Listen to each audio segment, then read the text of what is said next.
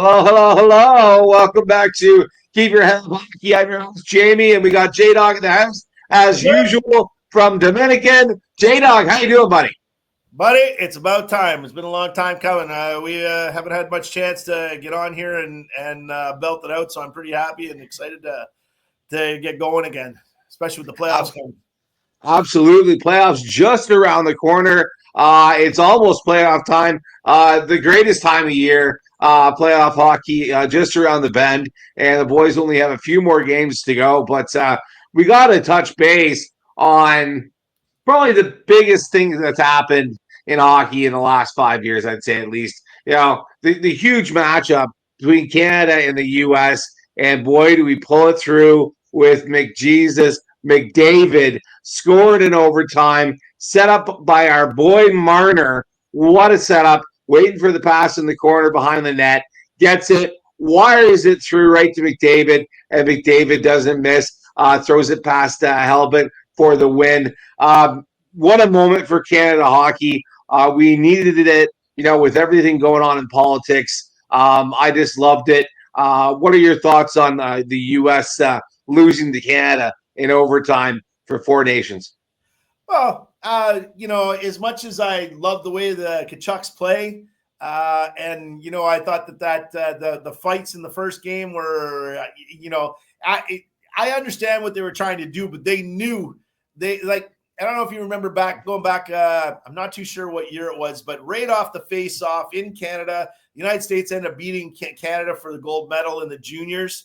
And I think that's basically what happened is they tried to do that, pull that off again, except you're dealing with men now. You're not dealing with kids, even though it's kids on kids back then. It's still you're dealing with men now who, you look at the fights, they all chose except for Miller being out to lunch grabbing Parenko. The other two fights are, these guys are, a lot bigger than the guys they chose to fight with. And they got their asses handed to them, like they were swinging and missing. And I loved it. I totally enjoyed everything about it, to be honest with you. However, the American attitude of like, we're better than everybody else.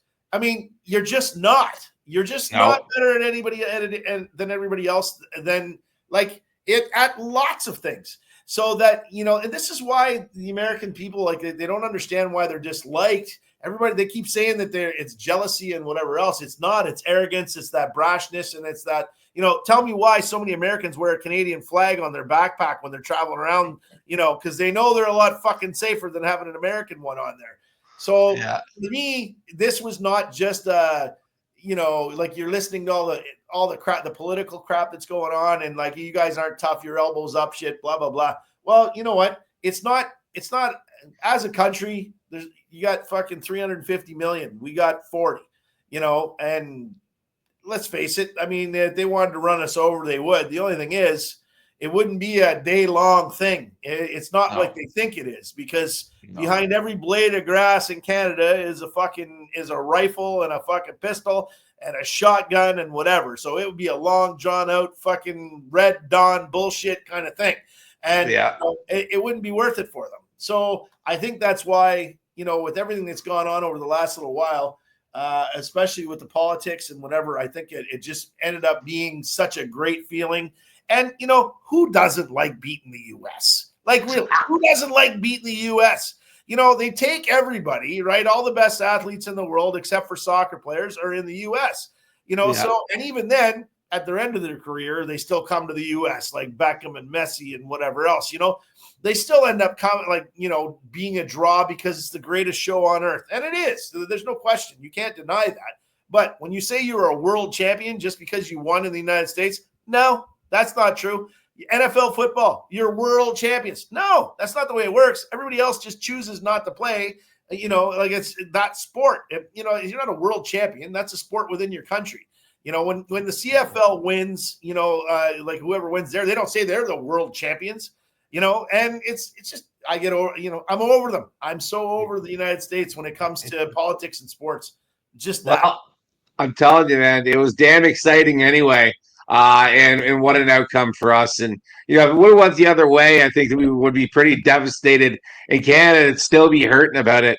To be honest, because it just means so much to us. We love this game, and it really truly is our game. And to lose to the U.S. like at this time right now would have hurt a little bit extra, but yeah, pretty happy to see that the boys pulled it through. And yeah, I'm not surprised that it was McDavid that put it in the end to give us the gold. That was pretty cool.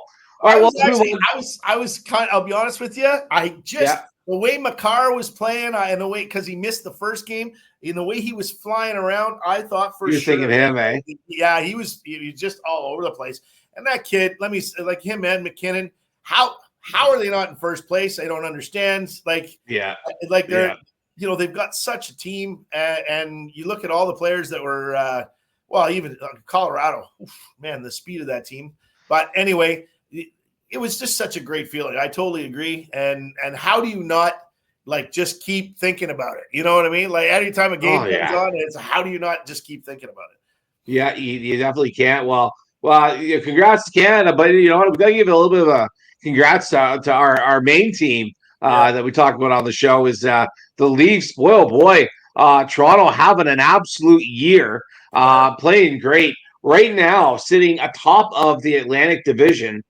They've got 46 wins now, 96 points, with another 8 games or 7 games left to play. So they're playing fantastic. I think everybody's really stepping their game up, and I gotta say, man, Mitch Marner leading the way with this team. Leading the team in points, goals and assists. Well, not goals, but leading the assists. He's got 92 points this year. Just killing it. So yeah, they're doing well. What are your thoughts on the Leafs and how they're playing, buddy? Well, I'll just say this, and I'm not I do have some traditions, and I do have a couple of what do you call them? When not traditions, but what's the other word? You tap your stick twice and stuff like that when you go superstition. Superstitions. Thank you. I was brain fart. But I will say this: I'm not a firm believer in past histories and whatever. But the last time that the Toronto Maple Leafs did 9 years in a row making the playoffs, they won the Stanley Cup 3 times in a row.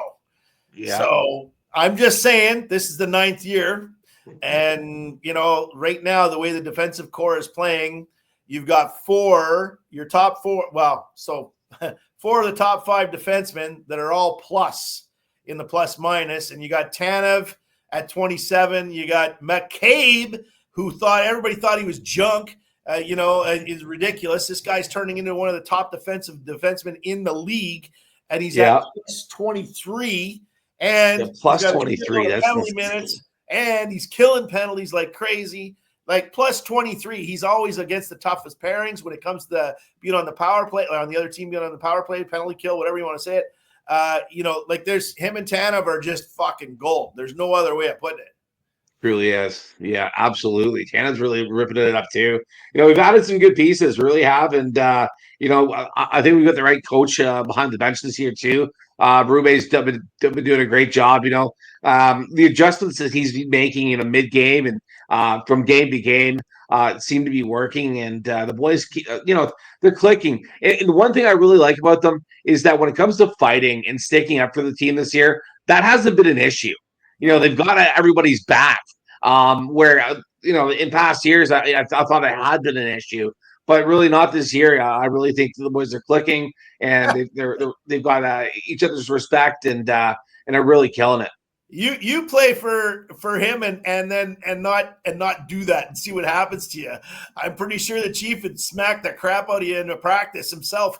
You have to. Even Marner's way of playing has changed. He's pushing and shoving now, where he used to just skate away and roll his eyes, and I'm not getting involved in that kind of thing. It's changing. He's actually throwing the body every once in a while. He's playing a lot better. It's changed him. But even better, the most important thing, as far as I'm concerned, second, third, and fourth line forecheck has been insane. The speed at which these guys get into the opposing end and get after it and get the puck back, the takeaways are huge this year. I was looking at, I forgot to write them down. I was forgetting about the stats, but like where they take puck possession from like in the offensive zone, it's way higher than it was last year. And that's why they're creating so many more chances. And in the second and third line guys, third and fourth line guys, they're on the minus. Like a lot of them are in the minus instead of the plus, but it's not like minus 20. It's minus 2, minus 3, minus 5. That's going to happen, especially when you got so many guys that are plus. I mean, the other team's got to score a goal somewhere. I understand that. But when you consider how spread out it is and how it's like everybody's only minus a couple, like, it's not bad. It's mostly plus. So I think the forecheck and the puck takeaways, and the speed of which that they're being so aggressive to get the puck back. And Lorentz, this kid is sick. You got to re-sign this kid, and then Matthew Knies, same thing. The speed, oh my gosh, guys, the ability to hit. He's like the amount of hits he's got. I don't know what it is, but he's averaging 4.5 hits per game or something like that. That's good. That's really good, especially on a guy that's under 23 years old. And I always liked Knies. As soon as he came on the team, made an impact, even in the playoffs when he joined the team a couple of years ago. I gotta say, this kid is something else.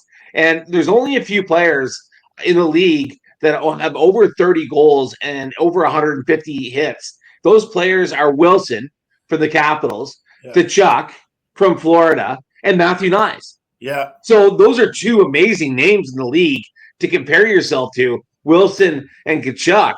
Well, Knies is, so young compared to these guys, right? He's got a couple of years on these guys for sure. Like Wilson, he's in his mid-30s. Like, these guys can play Tkachuk and Wilson, but Knies brings something else. I think he brings a certain intensity to the game that even Tkachuk and Wilson don't bring. And I think that the way that Knies has been playing this year, I think the Leafs are almost following his intensity. Like, he's a leader in that kind of drive. It's a different type of intensity. Obviously, Wilson and Tkachuk bring that physical intensity and that raw thing. He's quietly doing this, but with speed, aggression, and skill. Like, this kid is skilled. The goal he scored last night was absolutely sick. And smart play that, they were working on that long pass all last night. You can see it kept getting cut off. Yeah. But what that was doing was spreading the whole game out. And people, that's why Berube, I think, is a great coach.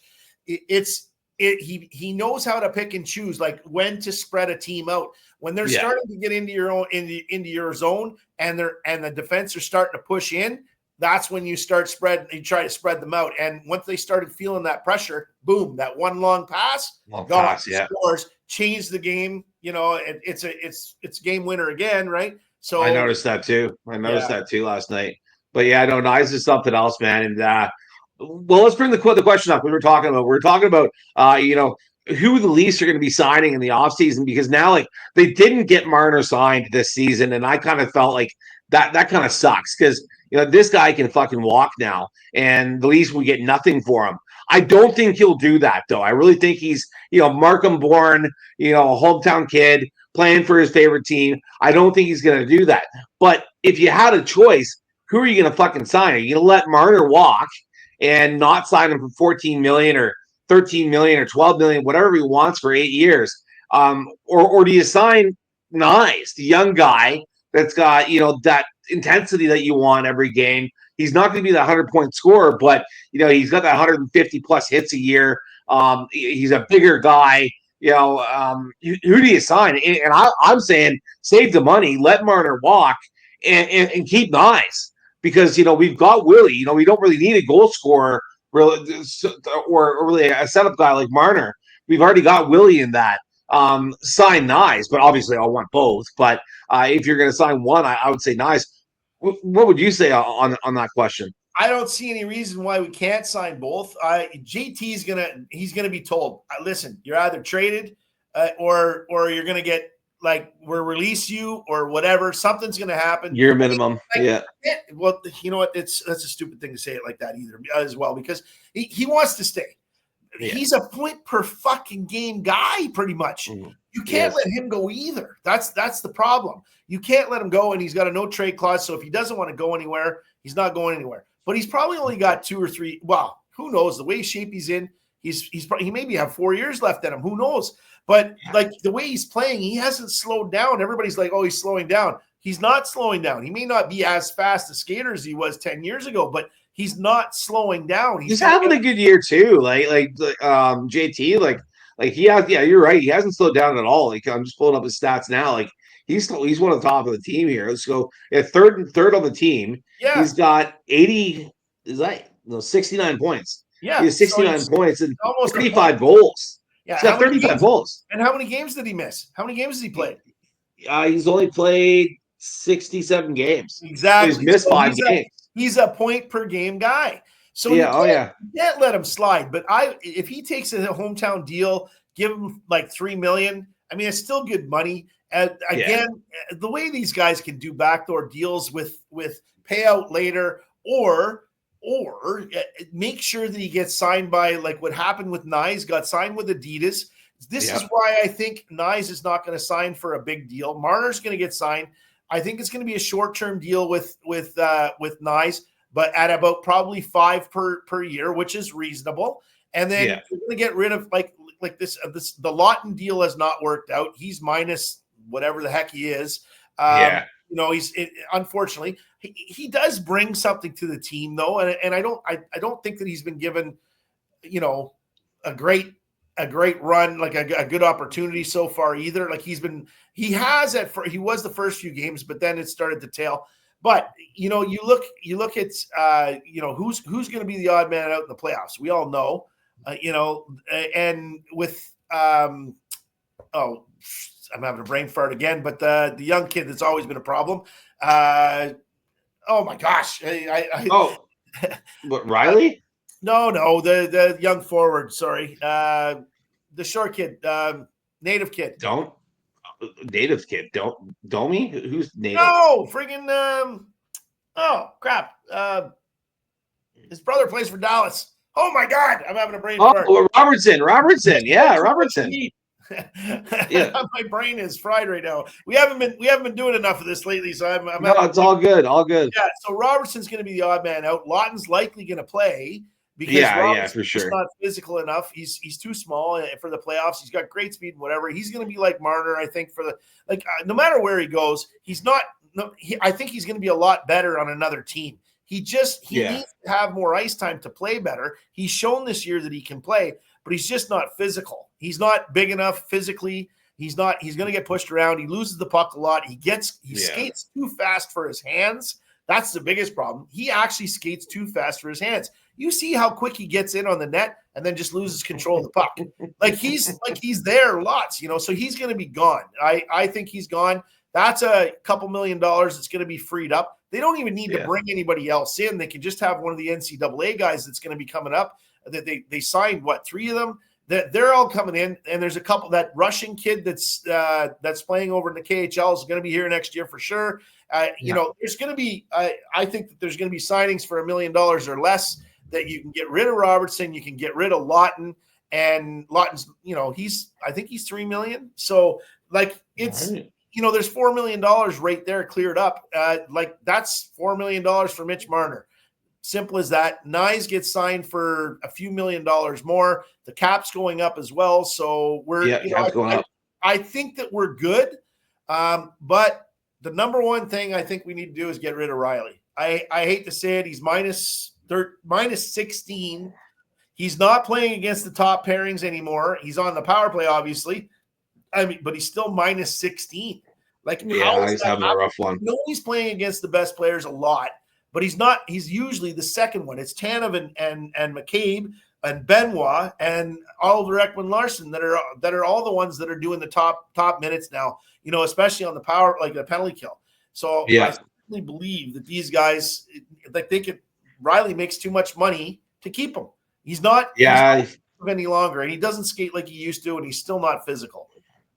Yeah, I agree with that. I think he's had a rough year, and a big difference from last year. His play, I just think his feet aren't as fast as they used to be, unfortunately. And Yeah. Leafs that really can't afford to be paying somebody like that, and to get that out of them. So I agree with you. I think Well, I'm just going to mention one thing though. This is yeah, why I sure. would love for them to win the cup, because the guy's been there the longest. He Yeah. deserves to win a cup. All the shit that he's been through. I think that he deserves to win. So this is I why I agree. would love for them to win this year so he could win. But I think business wise, business is business, and he should be gone next year. Yeah, it's exciting though, man. Only a few more games to go until the playoffs. I think the playoffs start April 19th. And kind of funny, I read this story too, that normally teams get 3 days of rest at least before the playoffs start. Kind of that's the norm. The Leafs schedule comes out and they play the 19th and the 21st, and their year ends on the 17th. So they only get 2 days worth of, or a day and a half of rest. Kind of got screwed on that, but what can you do, right? But If yeah, you're on a April run, you 19th. really want to take a break. That's the other thing. They've been playing pretty well with the exception of the game in San Jose, and like that. I was surprised they beat the Kings. To be honest with you, the Kings are hot right now. Same. Second in their division. I think the surprise of the NHL this year, if you want my honest opinion, they have a lot of, I won't call them no names, but basically they have their first line and their second line, and who do they have after that? Yeah, nobody else. Nobody else. Though the goaltending has been sick. I think he's like the top goal in the league right now, or pretty close. They've won 8 out of their last 10 games, man. They're on absolute fire right now. Well, the game they played the Leafs, the game was even until the halfway through the second period, and it was all Kemper. There should have been 7 goals scored before that. It was all him. He made some insane saves. Yeah, so, no, it was a good game. It was a really good game. What was the score there? It was 3-1. Yeah, 3-1 against the Kings, and I was surprised by that one too. That was one I was like, I'm not too sure about, but they got it done, and that's the difference between this team this year. The Leafs, they're winning those games that normally we'd lose, right? And they'll throw a stinker out every now and then, like any team. Always against a bad they're being team, more consistent. It's always against a bad team. That's the part that gets me. San Jose. Changing guys. They're not putting in the B squad to play these teams either. So I don't know if they have a problem. This is where the leadership comes in. And I'll tell you something. I know you don't like that. You won't like this because I know you're a big Matthews fan. But this is the one thing. And now I find him very much like Connor McDavid. You don't see the emotion. You don't see the McDavid showed a little bit last year in the playoffs, obviously. And then of course now, during the Four Nations, I think he learned a lot. But I don't think Matthews learned anything from the Four Nations. He didn't look across at his teammates on the other side and look what they were doing. Look at the way they changed the play. They brought themselves up. He hasn't done that yet. He's a goal scorer, and yes, he can pass too. Obviously, he's one of the best passers in the league. However, his game is phenomenal. There's not a whole lot bad about his game, but as a leader, you have to have that intensity, and he doesn't show that mental intensity, that mental acuity, that when it comes to the showing your team what you're made of, and the leadership. It doesn't matter. I don't care. Go look in the past. Do you think Steve Yzerman, he was a great player? But what did he weigh? 180? And he played like he was 220. He was physical, and when he wanted to be, he didn't always play physical, but he still played physical when he needed to be. When they were playing against teams like New Jersey and friggin' the Avalanche, he didn't back away from anybody. That's like you got guys that are half his size that were just as talented, but like Gilmore, he was in the playoffs, he was down to 160. These guys of the past. You want to be a leader, you have to show some intensity. Darcy Tucker, different type of player, all that thing. Very skilled guy, though, for a guy that, and Clark, same thing. You want that history. Sundin is more what he's like, but the only thing is, true. Even that's exactly what he's like. He's got that European style of hockey where it's not that physical. The guy's 6'4", and he's 6'4" and what, 250 or something like that, 240. Come on, man. You gotta throw the body a little bit. You're just He doesn't understand that he could create his own space if he wanted to. Yes, he's very good along the boards and whatever, and like people don't push him around. He's not getting pushed around. The people that talk like that are just people from Boston who hate him. That's that's it. It's in the Montreal Canadiens, fans, whatever. They're the ones that talk about him when it comes to the physicality part. But he does not get pushed around.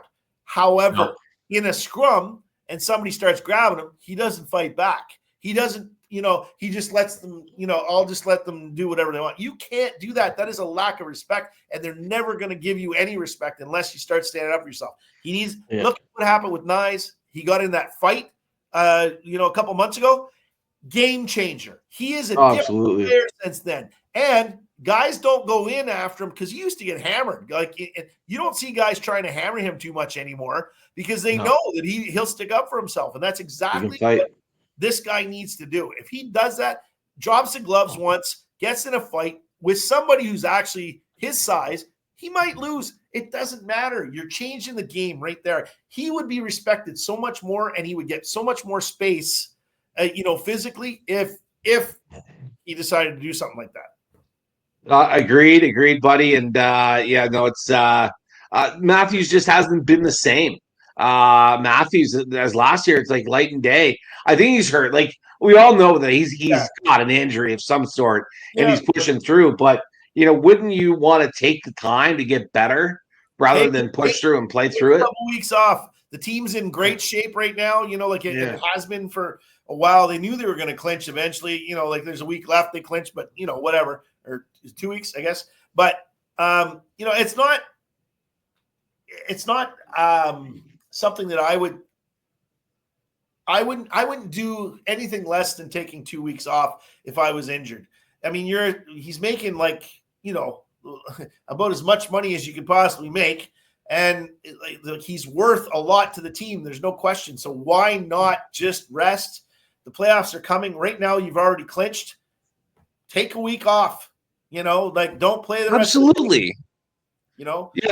And that's what I was reading an article about it, and they mentioned that they're like, like Matthews, boy, like you're the top guy, like you're going through an injury. Why play in the USA? Why play for US if you're hurt? You're going for a Stanley Cup. Take that time when the Four Nations face-off was going on.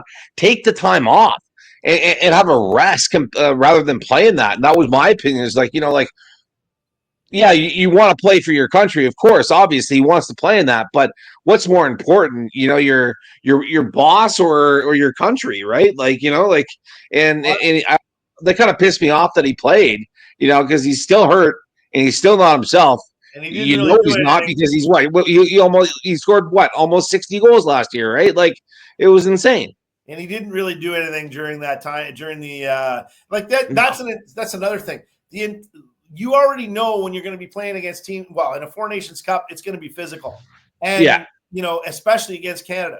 So why would you I understand why he had to play, because I would play even if I was a little bit injured. You'd want to play. I mean, it's not something that's going to come up every year. They're not going to do this every year. It's going to be every 3 or 4 years.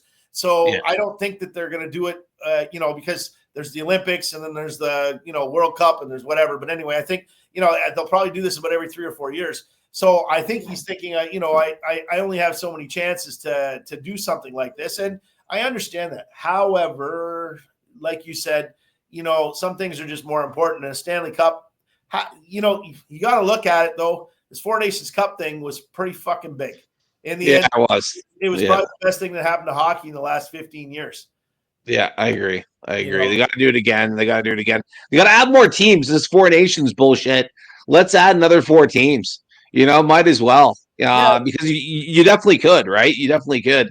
Well, the only thing is really, like, you only have a certain amount of time, and the less that you're playing, the better, because you got to remember, playoffs are coming. So you don't really want your guys beat up either. So the four teams, I think, are not bad, because those are the 4 teams. Russia, the best teams, yeah. So I would go with 6. I would say go with 6 teams to make it even. You know what I mean? Sweden, Russia, like Russia, and then Yeah, I guess Sweden. Yeah, well, they Yeah. played in it. So Oh yeah, true. Maybe Finland. I would go with like I don't know, Slovakia or something. I don't know. And, Czech, yeah, I don't know, but yeah. But Germany yeah, or a couple something. of teams. I think Russia needs to be there. Like obviously some of the best players in the world are from Russia, if not the best, right? So I really think that they should be added next year. But yeah, that's another conversation. But yeah, Matthews, he definitely has been like the captain that I thought he would be this year after the year he had last year. But again, he got hurt, right? So Yeah. I think that he should have taken the time to heal himself, to get better. Whether that was a month off or 2 months off, miss most of the season, Yeah. because going into the playoffs, he's not the normal Matthews that he was last year, right? So it's concerning. That's my one concern about the playoffs is how he's going to play. Oh, I agree. All right, well let's move on. We've got a couple topics to talk about, and a little bit of an alarming move. Like I didn't see this coming at all. Um, with Marshawn going to Florida, of all places, and basically for nothing. Boston just like, all right, see you later. Like a couple of draft picks, and then now he's down in Florida, and what a pickup for them, to get a player like that, to have in that dressing room. When we're talking about the Stanley Cup champions, and a great hockey team, and now the Rats in Florida. Like, what are your thoughts on that move and him going down there for nothing? Well, just looking at what Sweeney's been doing to the team, it doesn't surprise me. We got the benefit of Brendan Carlo, he's +4. He's been fighting. Yeah. He's been doing everything, playing very well. A lot of people are saying he's not everything we thought he was going to be, but I think that's total bullshit. I think he's been doing a great job, and he's fit in so quickly. Quick. Yeah.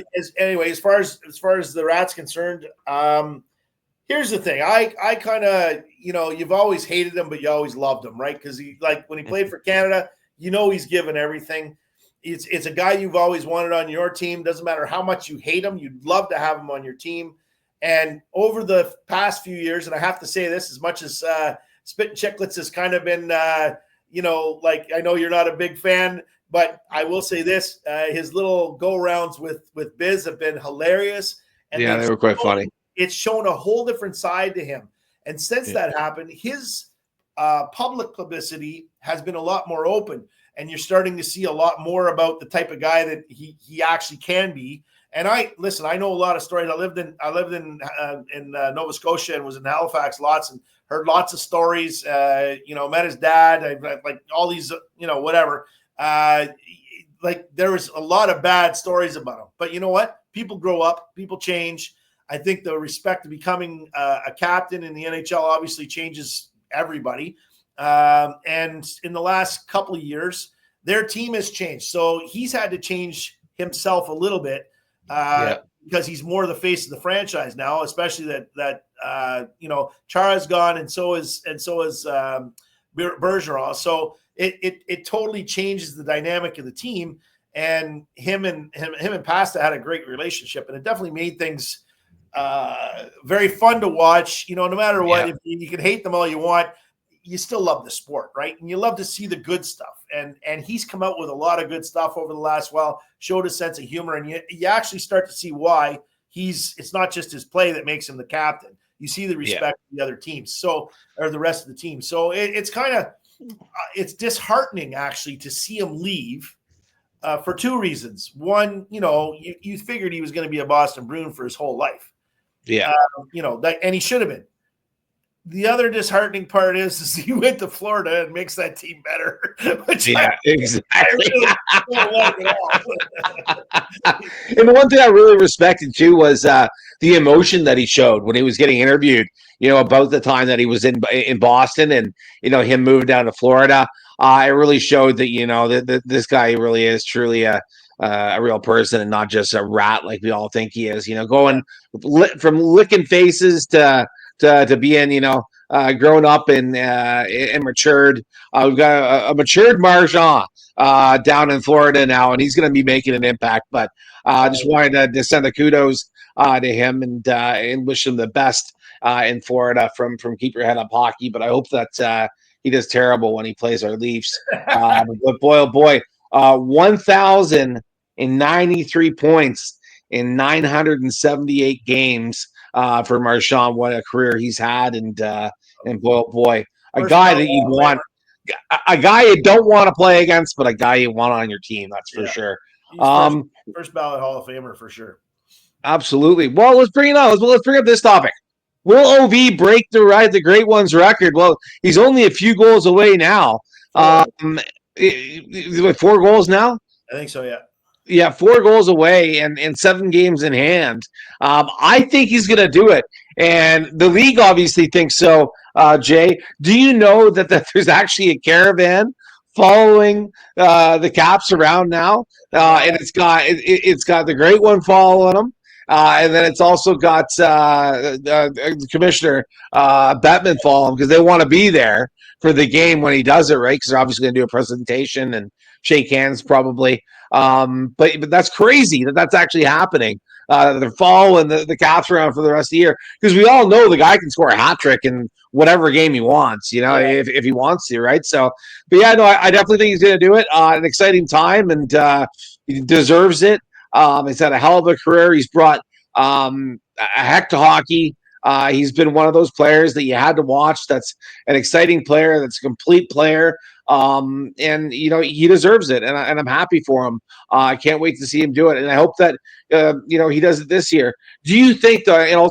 Obviously, I'll have you touch on it, but I also wanted to ask you too. Do you think that he'll retire if he hits it this year? Will he retire this year, or is he coming back to play more? Oh, jeepers! He's had a resurgence in his career this year. He's played better than he has in the last 5. Like and not just. This isn't just a goal for him. It's a team goal. The team is not that good, and they're playing they're playing above their head like you wouldn't believe.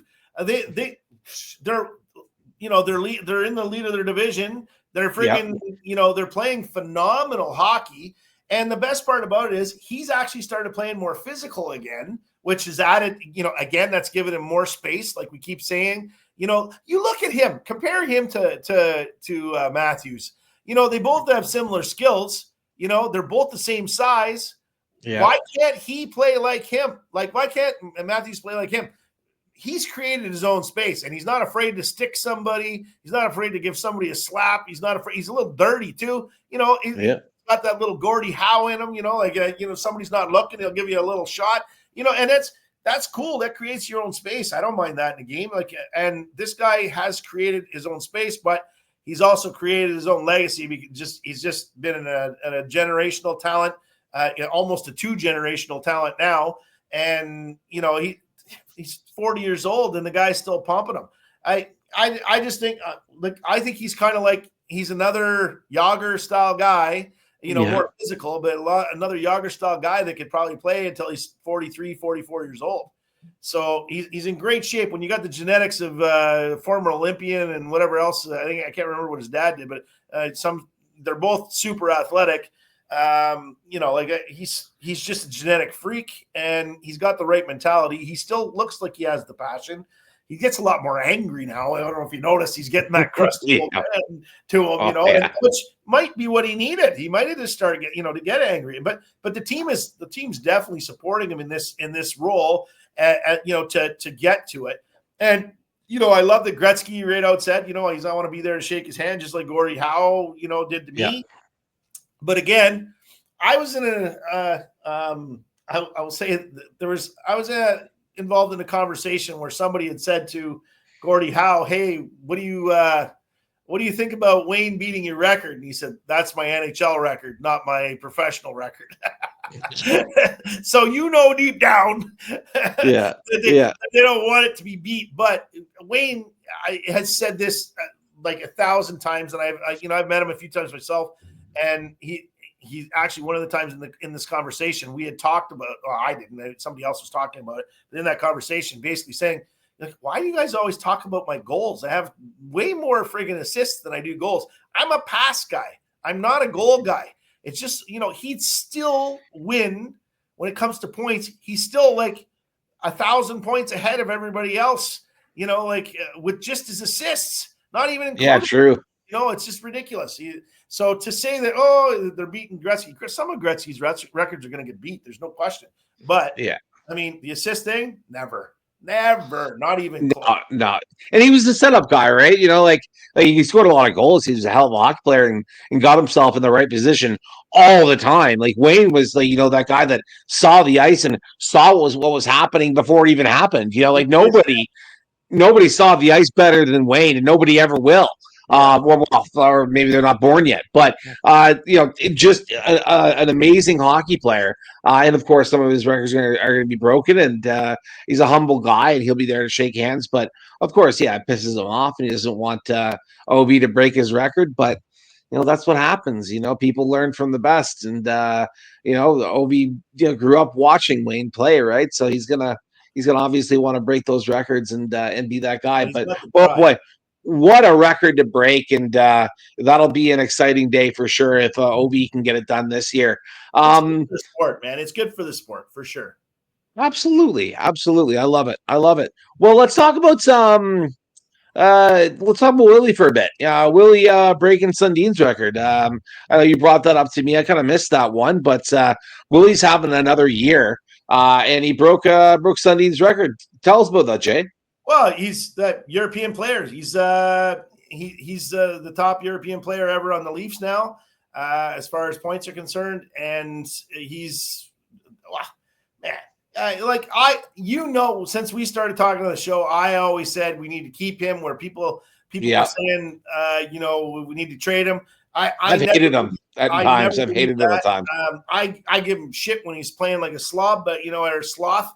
And not back checking and whatever else. But when you got a guy that can control the ice, doesn't matter who's on the ice, it doesn't matter what team you're playing against, and just as soon as he gets the puck, you just see people starting to scramble, and they don't play the same because he knows he's going to turn everybody inside out. There isn't a player in the league that he can't turn inside out, and some of the spaces that he's scoring in are ridiculous. He's got like this much room, and like it's not like going in off the bar and in. It's literally going straight in from impossible angles. Like it's ridiculous. And the moves, like the last goal he scored where he was in front of the net, he puts the puck. And Matthews did a similar one the other day too, where he puts the puck over or like under the stick and then puts his stick over top of the opponent's stick and then shoots the puck. It's craziness, it's not. And the reason why he's so crazy is the speed, of course, but his hands match his foot speed, but the edging, he's almost as good as Marner, but he's fast. Skater.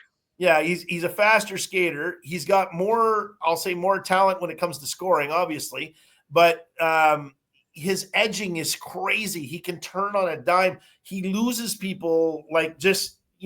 Their jock straps are hanging over their head when the time they're done. Like what just happened to me, and I'm not, like Willie Nylander. I just think that he's way better than everybody gives him credit for. And because there's Marners and Matthew on the first line, you don't hear about him or you don't see the things because it's the media. The media just pushes Marner and Matthews the whole time because they're from there. He's not from there, even though he is Canadian. Everybody has chosen to play for Sweden, but he's Canadian. He was born in Calgary. Canadian. Why not fucking cheer for him? Why not be a little bit more, I met his dad in Dubai and Afghanistan. He super nice dude. And I had asked him about that too. And I just said, because I didn't know back then that, his kids were born in Calgary. I had no idea. So, but I had asked him, I said, so who is, if your son makes it, who's he going to play for? And he goes, well, I hope Sweden. So, like, I don't think it was a choice by him. I think it was more of a family choice, Yeah. You're playing for Sweden because your family's from Sweden. Yeah. Fair enough.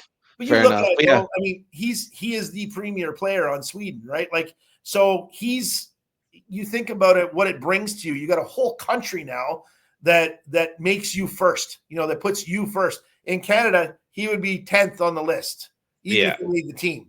You know darn well that there's 5 defensemen that would be higher than him on that, because he's not he doesn't have that aggressive physical play. You know what I mean? So he's still good enough to make, any team. It doesn't matter what, but he'd still be third line in Canada though. He would, because of the type of play he is, that type of player he is, because of the physical play, and Canada just prefers, some physicality to go with the skill, right? But yeah, what a year he's having again too. Lighting it up, and he's a big reason as to why the Leafs are doing so well. And happy to see it because I was ready to get him off my team. I think last year during the playoffs because I just didn't like his play. Not going to the corner, stuff like that. But he really is making an impact, and I think a lot's got to go to Berube as well, right? Lighting the fire under his ass as well. I think for sure. So it's great to see. This team being motivated and play the way that they should, and exciting to see. Want to bring up too before I forget that Crosby surpassed Gretzky's record for the most points per game in the NHL. And I gotta say, man, that's a record to beat. There, we talk about Gretzky's records, are going to be beat, but that one there, I don't know, man.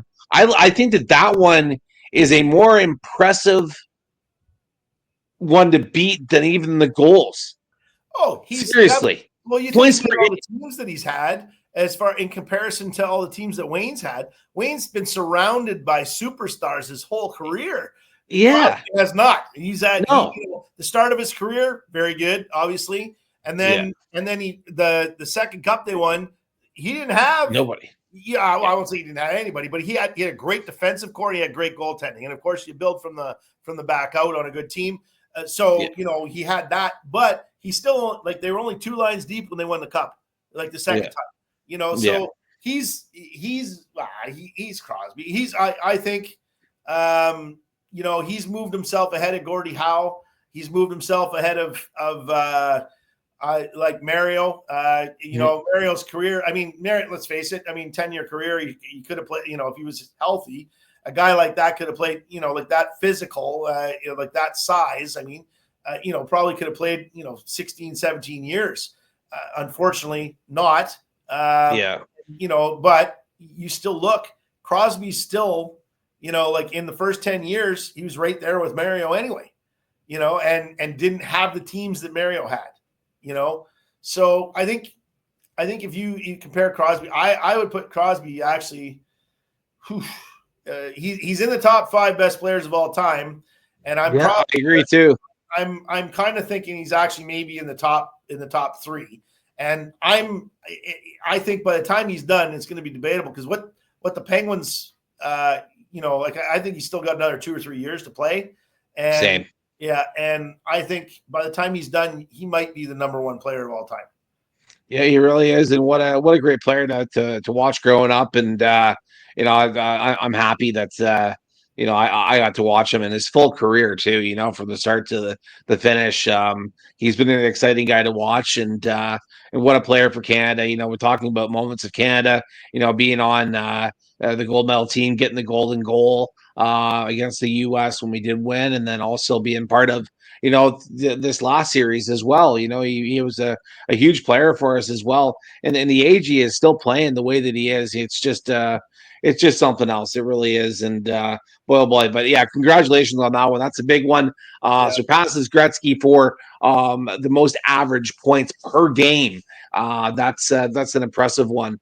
But yeah, let's talk about it. Greatest time of year, man. Right around the corner.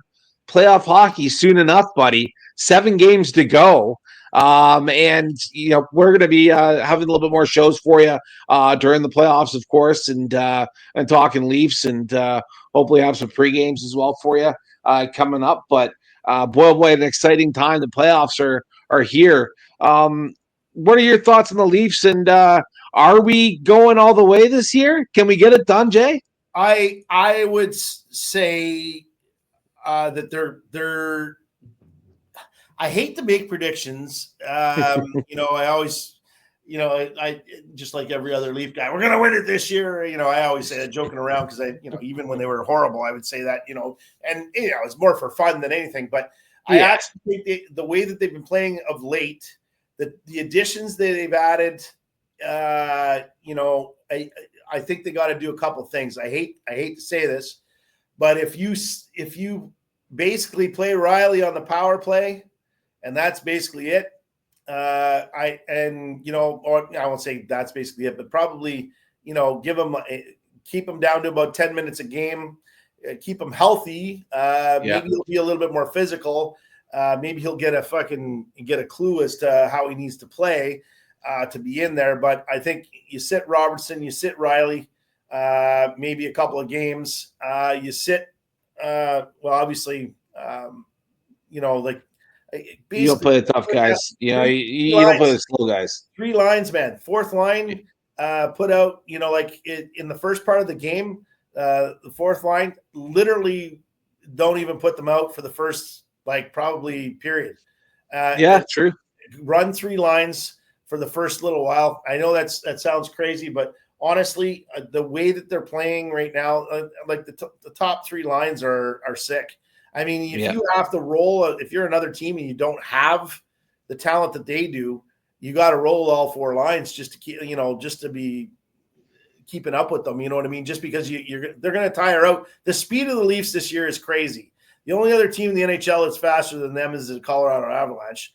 And, the first round is going to be whoever they end up playing is going to be that's going to be the problem. That there. Florida's sitting in third right now, correct? Yeah, they're in third place right now. Yeah. So and who's right up their ass? We've got Washington, Carolina, the Devils, and then Ottawa and Montreal and the wild cards. All teams that give Toronto a hard time. So this is the problem. I think over 7 games it won't be an issue, but it'll be, the problem is they need to beat them, whoever they play, they need to beat them 4 straight. They need to get some rest, because whoever's the second round, it's likely going to be Florida or Tampa. I think that's going to be hard, and those are going to be physical fucking games, and the Leafs need to be rested for those games, for whoever they're playing second. It won't be as bad, because if Florida and Tampa play each other, whoop, whoop, those guys will be beat the fuck up. That'll be a physical series to watch. I think that'd be I might be watching every one of those games for Florida. Oh, same. It's those 2 playing. Just cause. Be fun to watch. But I'm excited, man. And I think that, seriously, this is the best chance the Leafs have had in my lifetime, besides the 93-94 season where they went to the conference final. They had a hell of a chance to win the cup that year. But, we've got it all, and we're all firing on all cylinders. All lines are producing. Besides, the Riley issue, obviously, we've got concerns with him. But everybody's playing well. Everybody's playing well. And, this is the first year that you could say since probably 94 that they've actually built the team from the back out. Even Riley obviously has some great offensive prowess. He's still effective that way. He's good on the power play. There's no question. And, 5-on-5, he's playing against the top lines. There's no question. But that said, you can't give up the puck so much. I'll just say this, though. When you look at the way the Leafs are set up defensively now, when you got 4 guys on defense that are 6'5", and they're basically your top 4 pairing, you're McCabe's not 6'5", but there's still you still have Benoit, who's one of the most underrated defensemen in the NHL. He got cooked the other night, though. I thought that one goal he slipped and whatever. He was going to get bent anyway. It didn't really matter. However, I don't know how to say his name, Lafreniere or whatever, or not Laferriere or whatever for Lafreniere.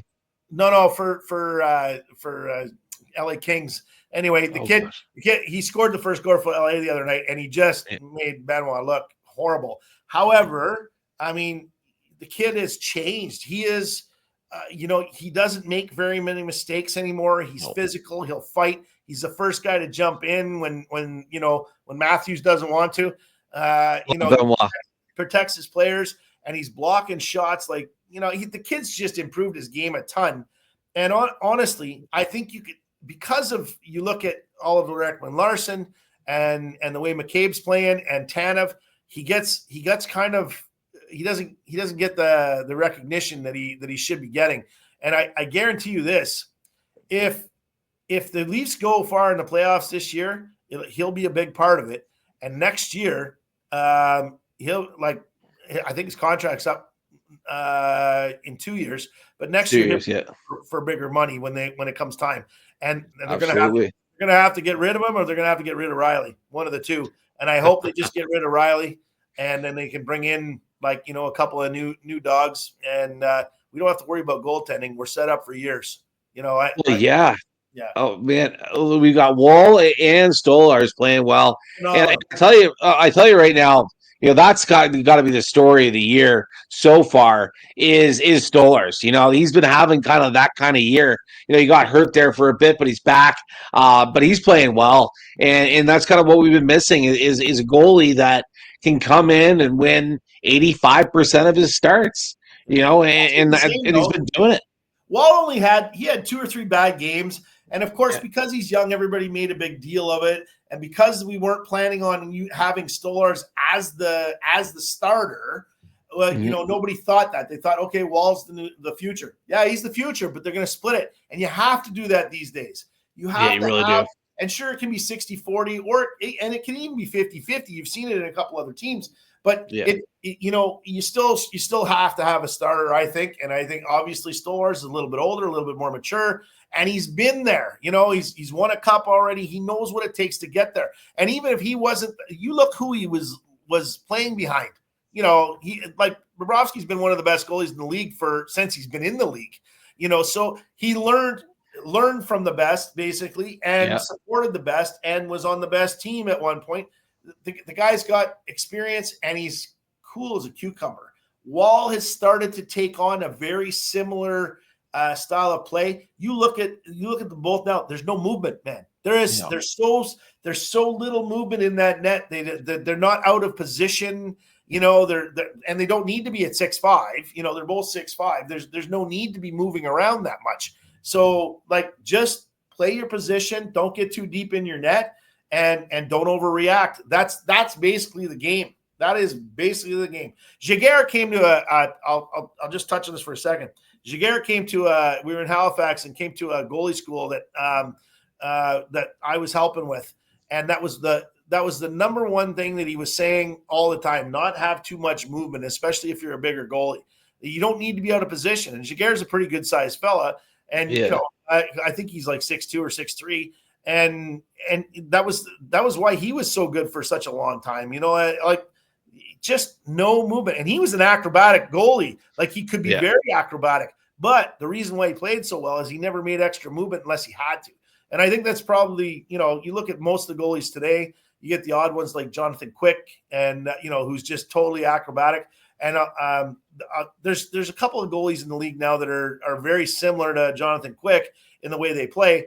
But that's only going to last for a while, because your body just can't take being stretched out like that and have that much movement and getting banged around. Because if you get out of your net, you're getting hit a lot too. And it's those little, when you're stretched out, those little jar movements that hit you, those little tiny, like a guy skates by and just touches your skate and gives you a groin pull. Those types of things can't be, they build up on you.